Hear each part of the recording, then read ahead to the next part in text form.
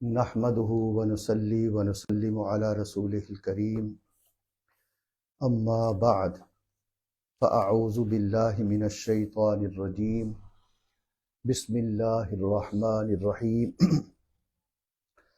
سورة أنزلناها وفرضناها وأنزلنا فيها آيات بينات لعلكم تذكرون صدق الله مولانا العظيم وبلغنا رسوله النبي الكريم ونحن على ذلك لمن الشاهدين والشاكرين والحمد لله رب العالمين۔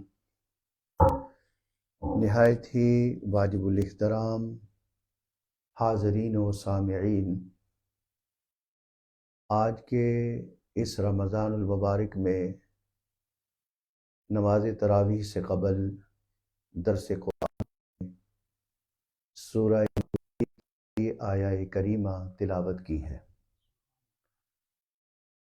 یہ سورت جو ہے اس کی 64 آیات ہیں اور اس کے 9 رکوع ہیں،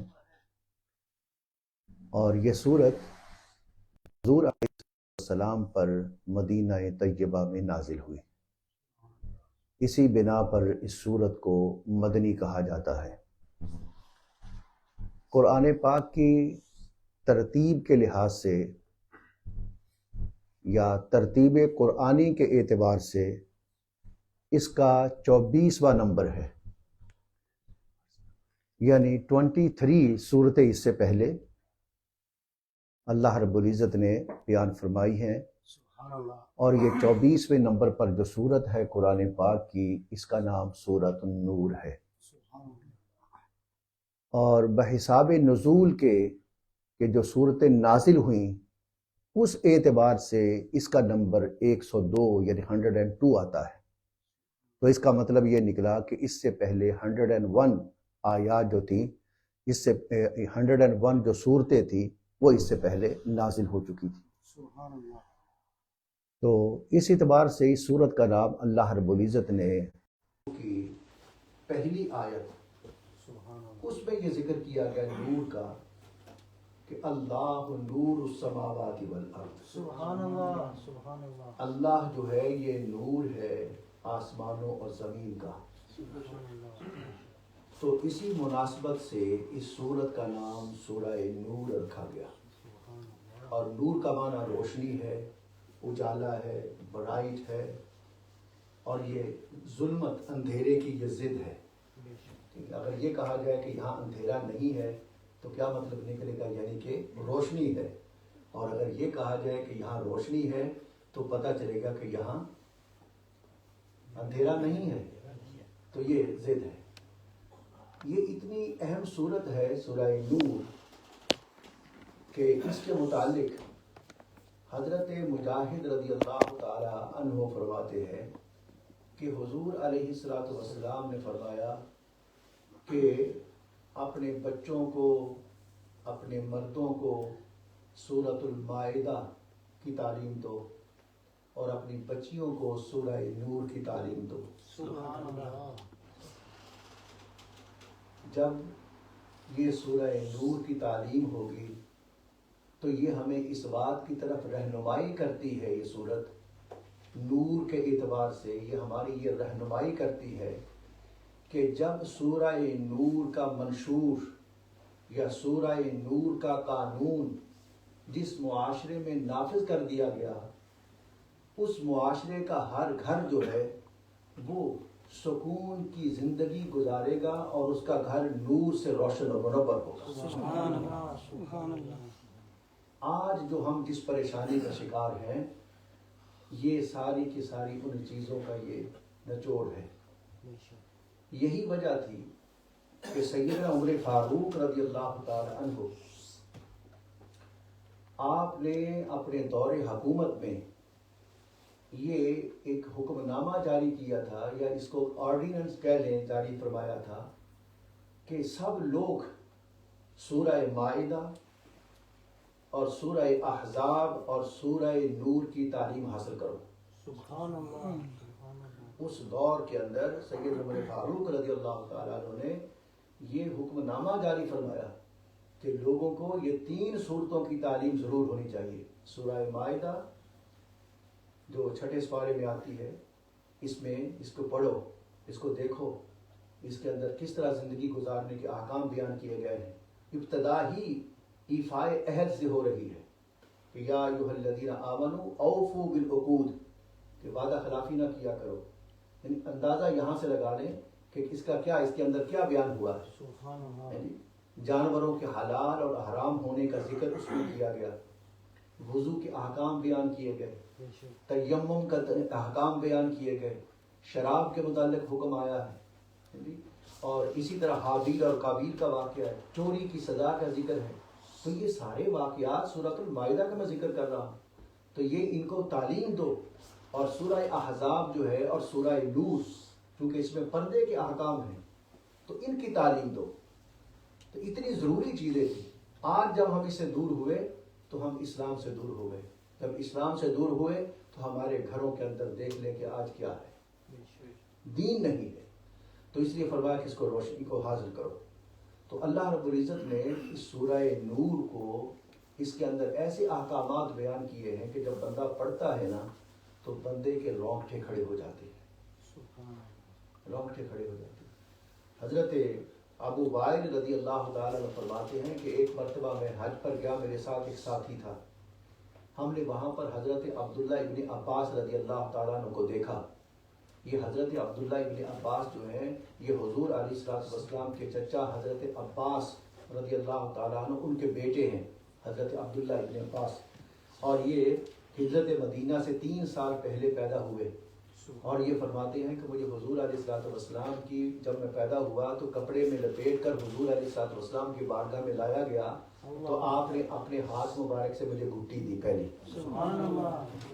اور حضور علیہ الصلوۃ والسلام ان کے لیے دعا فرماتے تھے کہ اللہم علمہ الحکمہ، اللہم علمہ الکتاب، یا اللہ اس کو حکمت کا علم عطا فرما دے، یا اللہ اس کو کتاب کا علم عطا فرما دے. اس لیے حضور نے فرمایا کہ سب سے بہتر اگر کوئی قرآن کی تفسیر کرتا ہے تو وہ حضرت عبداللہ ابن عباس ہے. اب اندازہ فرمائے جس کو سرکار خود فرمائے، بلکہ آپ نے ٹائٹل دیا حبر ھذہ الامہ، یعنی یہ اس امت کا سب سے بہترین مفسر ہے. تو وہ حضرت عبداللہ ابن عباس کہتے ہیں کہ ہم وہاں پر تھے تو حضرت عبداللہ ابن عباس کو دیکھا کہ آپ وہاں پر سورہ نور کی تلاوت کر رہے. تو جب میرے ساتھی نے اس کو سنا تو وہ کہنے لگا کہ اگر یہ صورت اگر غیر مسلم سن لے تو مسلمان ہونے میں وہ دیر نہیں لگائے گا. اتنی اہم چیز. تو اس صورت کا میں تھوڑا سا خاکہ آپ کے سامنے پیش کرتا ہوں کہ اس میں سب سے پہلا حکم جو بیان کیا گیا وہ ہے حد زنا. اس کا حکم بیان کیا گیا، زنا کی حد کیا ہے. حد سزا کو کہتے ہیں، اور تھوڑا سا فرق ہے حد اور تعزیر میں. جب ہم کہتے ہیں کہ اس پر حد لگو، اس پر حد لگاؤ، تو اس کا مطلب یہ نکلا کہ کوئی بندہ اپنی طرف سے اس جرم کی سزا نہیں دے سکتا.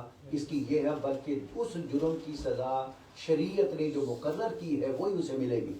یعنی اس کی سزا شریعت میں مقرر کر دی گئی ہو. جس جرم کی سزا شریعت میں مقرر کر دی گئی ہو اس کو کہیں گے حد. اور جس کی سزا مقرر نہ کی گئی ہو جس جرم کی، تو اس کی ثوابدید وہ حاکم وقت یا جو قاضی ہے اس کی رائے اور اس کی ثوابدید پر موقوف ہوگا کہ وہ دیکھے گا اس نے کتنا جرم کیا ہے اور اس کے مطابق اس کو سزا دے دے گا.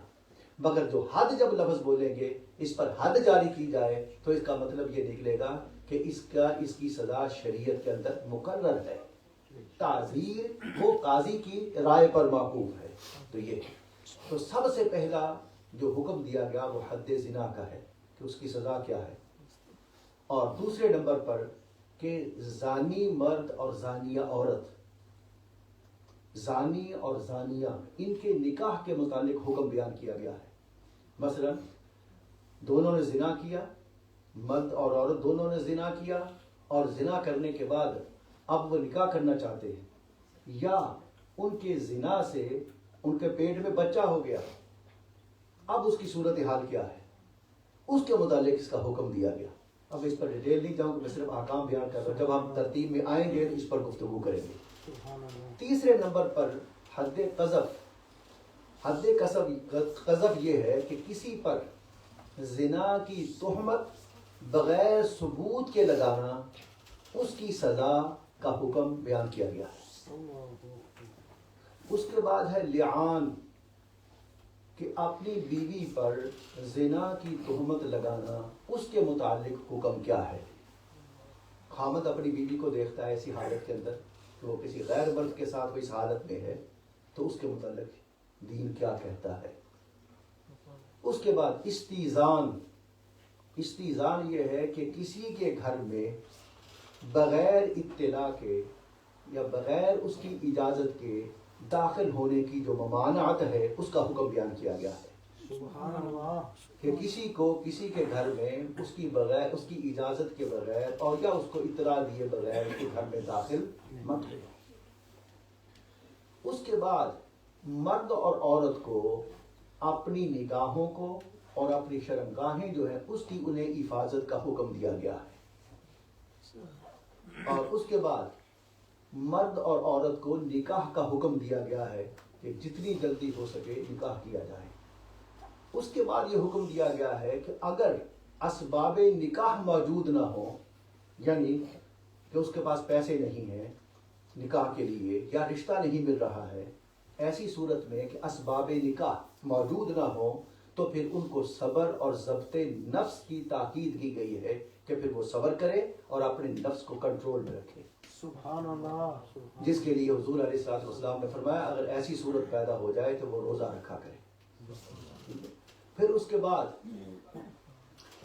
غلاموں اور باندیوں کو ان کے متعلق حکم دیا گیا ہے کہ ان کو مکاتب بنانے کے متعلق اس کا حکم ہے کہ اگر کوئی شخص کسی کا غلام ہے تو غلام اپنے مالک کو یہ کہتا ہے کہ میں آپ کو اتنے پیسے اتنے عرصے کے اندر دے دوں گا تو مجھے آزاد کر دے.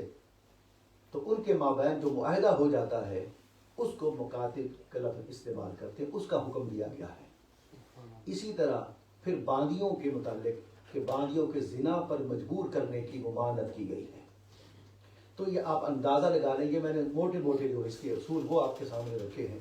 اب اندازہ کریں کہ اگر یہ چیز ہمارے معاشرے کے اندر اس پہ نافذ ہو تو معاشرہ ہمارا کیسا ہوگا. سبحان اللہ. پھر نور ہوگا ہمارا گھر، روشنی ہوگی اس گھر کے اندر، اس گھر کے اندر اندھیرا نہیں ہوگا. سبحان اللہ. تو اس کے لیے پھر سورت کو شروع کیا کہ سورۃ انزلناہا. سبحان اللہ. سورۃ یہ ایک سورت ہے. ترجمے میں کیا کہیں گے؟ یہ ایک عظیم الشان سورت ہے. سبحان اللہ.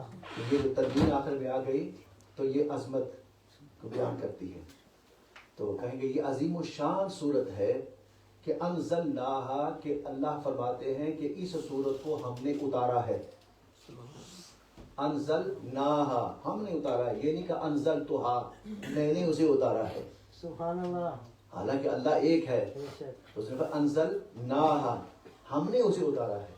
یعنی کہ جب اللہ تعالیٰ کسی بات میں زور دینا چاہتے ہوں تو اس کے لیے پھر جمع کا صیغہ استعمال فرماتے ہیں، جمع کے لیے پلورل. جیسے کہتے ہیں الم نشرح لک صدرک، کہ اے محبوب کیا ہم نے آپ کے سینے کو نہیں کھولا. سبحان اللہ. یعنی کہ کھولا ہے تو بعد میں وزن پیدا کیا جا رہا ہے، وزن. تو اس لیے جب ایسے جمع کی صیغے آتے ہیں انا فتحنا لک فتحا مبینا، بے شک ہم نے آپ کو کہ روشن فتح عطا فرمائی ہے. تو یہ بڑی عظیم بات بیان ہو رہی ہے، اس کے لیے جمع کا صیغہ بیان کیا جا رہا ہے. ایسے یہاں پر میں انزلناہا ہم نے نازل کیا ہے. تو یہ نازل ہونا، اس کے دو لفظ آتے ہیں، ایک نزلنا اور ایک انزلنا. نزلنا کا مطلب ہوتا ہے کسی چیز کا تھوڑا تھوڑا کر کے اترنا. انزلنا کا مطلب ہوتا ہے کہ کسی چیز کا یکلخت اترنا. دونوں میں تھوڑا فرق، اتنا فرق ہے. انزلنا ہم نے اتارا ہے اس کو، کس کو؟ یعنی اس سورت کو. وفرضناہا اور ہم نے اس کو، اس کے اندر جو احکام ہیں اس کو ہم نے فرض کیا ہے، مقرر کیا ہے، فرض کیا ہے. وانزلنا فیہا اور اتارا ہے ہم نے اس صورت میں آیاتم بیناتن، کھلی نشانیاں، کھلی دلیلیں ہم نے اس کے اندر نازل کی ہیں، اتاری ہیں، اس میں بیان کی ہیں۔ کیوں بیان کی ہیں؟ اس لیے بیان کی ہیں کہ لعلکم تذکرون، تاکہ تم کو نصیحت مل جائے۔ ساتھ وجہ بھی بیان کر دی، مشکل چیز ہے، مشکل چیز ہے، ہمیں پتا ہے کہ یہ انسانیت پر بڑی گراں گزرے گی، مگر ہمارا کوئی کام آپ کو تکلیف دینا نہیں ہے، ہم تو اس لیے کر رہے ہیں تاکہ آپ کو ہدایت مل جائے، تاکہ آپ کو نصیحت مل جائے۔ اللہ رب العزت جب بھی کوئی ایسا حکم آتا ہے اس کے لیے ساتھ اس کی چھوٹی سی وجہ بیان کر کے اس کو تسلی دیتے ہیں۔ یا ایھا الذین آمنوا کتب علیکم الصیام کما کتب علی الذین من قبلکم، اے لوگو ہم نے تم پر ایمان والو روزے فرض کیے ہیں تاکہ یہ مشکل ہو رہا ہے، تھوڑی سی تسلی دی، آپ پر ہی نہیں فرض کیے بلکہ تم سے پہلی قوموں پر بھی فرض کیے تھے۔ کیوں فرض کیے ہیں؟ یہ آگے پھر لعلکم تتقون، تاکہ تم متقی بن جاؤ، ہم اس لیے چاہ رہے ہیں۔ ایسے یہاں پر بھی ساری بات بیان کر کے آخر میں کہہ دیا لعلکم تذکرون، یہ ہمیں پتا ہے کہ یہ تکلیف ہوگی، تمہیں ذرا مشکل ہوگا، مگر اس میں ہمارا کوئی فائدہ نہیں ہے، بلکہ ہم تمہارے ہی فائدے کے لیے، تمہاری ہی ہدایت کے لیے کر رہے ہیں تاکہ تمہیں نصیحت حاصل ہو۔ انشاءاللہ اس پر گفتگو کریں گے۔ وما علینا الا البلاغ۔